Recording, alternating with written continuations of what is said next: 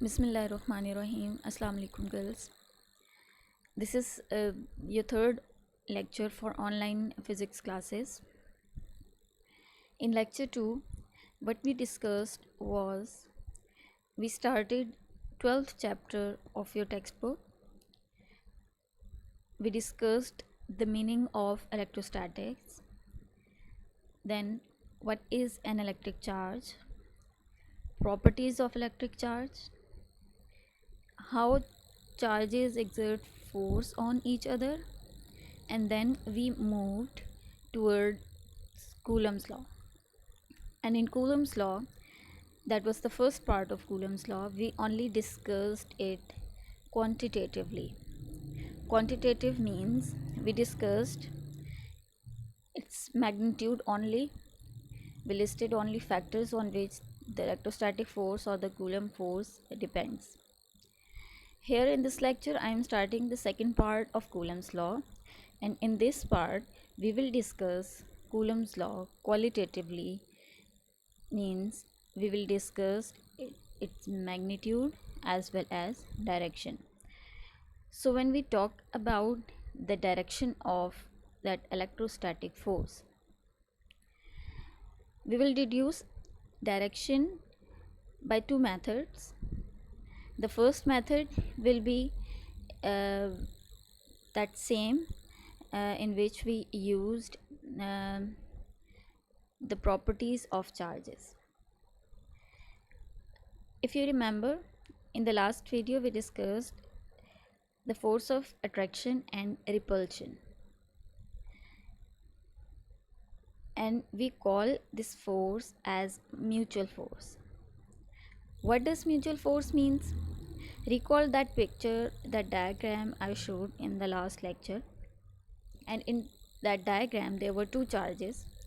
Mutual force means that if Q1 exerts a force on Q2, then Q2 will also exert a force on Q1, but that force is equal and opposite in direction to that of the force due to Q1.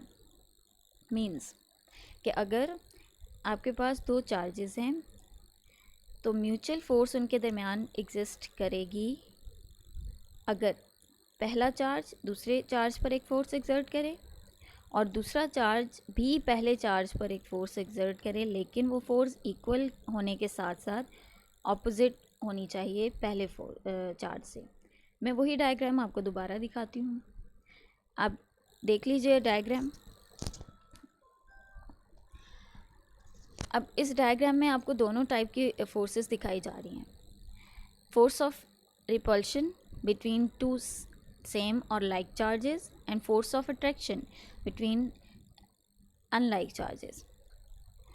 अब आप देख रहे हैं कि ये जो force इस Q2 पर है और जो फोर्स Q1 पर है वो म्यूचुअल फोर्स के पैरामीटर्स पे पूरी उतरती है। लाइक कि जो Q1 पे फोर्स है अगर उसकी डायरेक्शन ये है, रिपल्शन फोर्स है, और Q2 की फोर्स की डायरेक्शन ये है रिपल्शन की वजह से, तो आप देख रहे हैं कि दोनों फोर्सेस इक्वल भी हैं और ऑपोजिट इन डायरेक्शन भी हैं। Same is the case with force of attraction. अब यहाँ पर एक चीज़ मैं आपको समझा दूँ कि ये जो लेबलिंग की हुई है मैंने फोर्स की F12, F21 and so on, तो यही लेबलिंग आपकी टेक्स्ट बुक में भी यूज़ हुई है, लिहाजा इसको एक दफ़ा समझ लीजिए इसका मतलब क्या है। अगर आप Q2 की बात कर रहे हैं तो F21 का मतलब क्या है कि force on Q2 bye Q1 on 2 यानी सेकंड चार्ज पर, बाय 1 यानी फर्स्ट चार्ज की वजह से। इसी तरह फर्स्ट चार्ज पर फोर्स सेकंड की वजह से, तो इसको F12 कहा गया है। तो इस फिगर से आपको ये क्लियर हो रहा है कि ये एक म्यूचुअल फोर्स है। फिर आपको ये भी क्लियर हो रहा है कि दोनों फोर्सेस इक्वल हैं और ऑपोजिट भी हैं। तो क्या रिज़ल्ट हम यहाँ से डिड्यूस करते हैं about the direction of electrostatic force? हम ये देखते हैं कि जब म्यूचुअल फोर्स डेवलप होती है तो इक्वल और ऑपोजिट डायरेक्शन में होती है। लिहाजा F12 is equals to minus times F21। Vectorially इसको लिखा हुआ है और माइनस साइन वेक्टर फॉर्म में डायरेक्शन को शो करता है, यानी in opposite direction. For an example, अगर आपके पास F12 टूवर्ड्स लेफ़्ट साइड है तो F21 टूवर्ड्स राइट होगी, और इसको शो करने के लिए हमने नेगेटिव साइन लगा दिया है। या अगर आप सेकेंड पार्ट में देखें, F12, sorry this is by mistake, it should be F12। अगर F12 टूवर्ड्स राइट साइड है तो F21 टूवर्ड्स लेफ़्ट साइड होगी with minus sign. So this is the result we deduce from the property of charge, that is like charges attract like charges repel each other and unlike charges attract each other. अब हम force की थोड़ी सी discussion जो है वो Coulomb's law से कर लेते हैं। कूलम्स लॉ में हमने एक चीज़ जो जहन में रखनी है वो ये है कि डायरेक्शन जो होगी इलेक्ट्रोस्टैटिक फोर्स की वो हमेशा उस लाइन के अलोंग होगी जो कि 2 पॉइंट चार्जेस को ज्वाइन करेगी। इसका मतलब ये है कि आप 2 पॉइंट चार्जेस थोड़े से फासले पे रखें और उन दोनों को एक स्ट्रेट लाइन से ज्वाइन कर दें, तो उस लाइन के अक्रॉस म्यूचुअल फोर्सेस की डायरेक्शन होगी। फिर इसी तरह आप कूलम्स लॉ को मैग्नीट्यूड की फॉर्म में पढ़ चुके हैं, और ये उसकी फॉर्म लिखी हुई है, F is equals to K Q1 Q2 over R square. K की वैल्यू डाल दें तो it would be equal to 1/4 pi epsilon naught Q1 Q2 over R square. अगर हमने इसमें डायरेक्शन इंक्लूड करनी है तो हमें क्या करना पड़ेगा, डायरेक्शन शो करनी पड़ेगी, और वो डायरेक्शन हम यूनिट वेक्टर के थ्रू शो करते हैं। यूनिट वेक्टर दोबारा रिकॉल कर लें कि एक ऐसा वेक्टर है जिसका मैग्नीट्यूड 1 होता है और इसकी डायरेक्शन एक स्पेसिफिक डायरेक्शन होगी जो जिस डायरेक्शन में हमने किसी चीज़ को शो करना है, किसी वेक्टर को शो करना है। तो जैसे कि अभी कहा कि जो इलेक्ट्रोस्टैटिक फोर्स है वो उस लाइन के क्रॉस एक्ट करेगी जो लाइन ज्वाइन कर रही है दोनों चार्जेस को, तो इसलिए यूनिट वेक्टर जो है ये उस लाइन की डायरेक्शन में होगा, उस लाइन के अलॉन्ग होगा। ठीक है, फ्रॉम डायग्राम हम इसको देख लेते हैं। आपकी बुक की डायग्राम को ही यहाँ पे मैं इंक्लूड कर रही हूँ। अब बेसिकली ये एक ही फिनोमेना है, दो चार्जेस हैं, दोनों पे फोर्स लग रही है और एक ही टाइम पे लगेगी, लेकिन इसको समझने के लिए अलग अलग ड्रॉ कर दिया गया है। पहले पार्ट में, ए पार्ट में आप देख रहे हैं कि फोर्स हम देख रहे हैं Q2 के ऊपर Q1 की वजह से, लिहाजा इस फोर्स की लेबलिंग क्या होगी, F21। ये वो लाइन है जिसकी मैं बात कर रही हूँ कि एक स्ट्रेट लाइन जो कि दोनों चार्जेस को ज्वाइन करेगी, तो फोर्स को भी आपने इसी डायरेक्शन में रखना है, और जो यूनिट वेक्टर होगा उस वो भी फोर्स की डायरेक्शन में ही ड्रॉ किया जाएगा। और ये देख लें, ये इसी लाइन से पैरेलल है, अलोंग दिस लाइन। और फोर्स की ही एनालॉगी में जो नंबर्स आपने दिए हैं इसी तरह से इसको भी यहाँ पर रिप्रेजेंट किया गया है R21 के ज़रिए। सेकेंड पार्ट में हम देख रहे हैं Q1 के ऊपर फोर्स Q2 की वजह से, लिहाजा इसको F12 कहा गया है, फोर्स ऑन 1/2 या बिकॉज ऑफ चार्ज 2।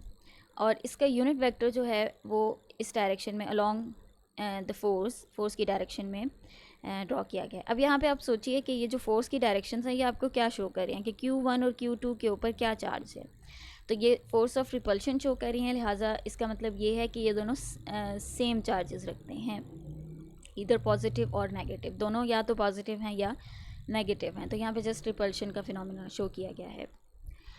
तो हम इन फोर्सेस को वेक्टोरियली लिख लेते हैं। जब हम F12 की बात करते हैं, दिस इज़ F12, तो F12 को लिखा गया है K Q1 Q2 over R square, ये कूलम्स लॉ है, और इसके साथ हमने यूनिट वेक्टर जो है वो लिख दिया है ताकि डायरेक्शन शो कर दी जाए। इसी तरह F21 को भी K Q1 Q2 over R square और यूनिट वेक्टर R21 से जो है वो डिनोट कर दिया गया। अब इन दोनों को अगर आप कंपेयर करें तो ये भी एक कांस्टेंट नंबर है, वही नंबर यहाँ पर मौजूद है। दोनों चार्जेस सेम हैं दोनों फोर्सेस में, डिस्टेंस भी कांस्टेंट है, डिफरेंस आ रहा है इस यूनिट वेक्टर में। तो अगर तो सिर्फ मैग्नीट्यूड को देखें तो चूँकि यूनिट वेक्टर का मैग्नीट्यूड 1 है, चाहे वो R12 हो या R21 हो, तो इसका मतलब ये है कि मैग्नीट्यूड की टर्म्स में ये दोनों फोर्सेस एग्जैक्टली इक्वल हैं।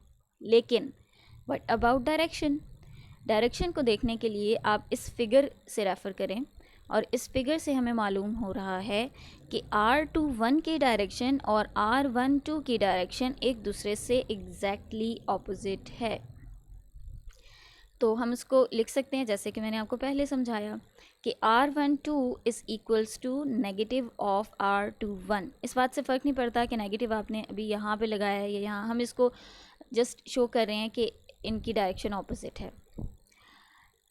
आप इससे ऑपोजिट भी लिख सकते हैं, R21 is equals to negative of R12 and so on.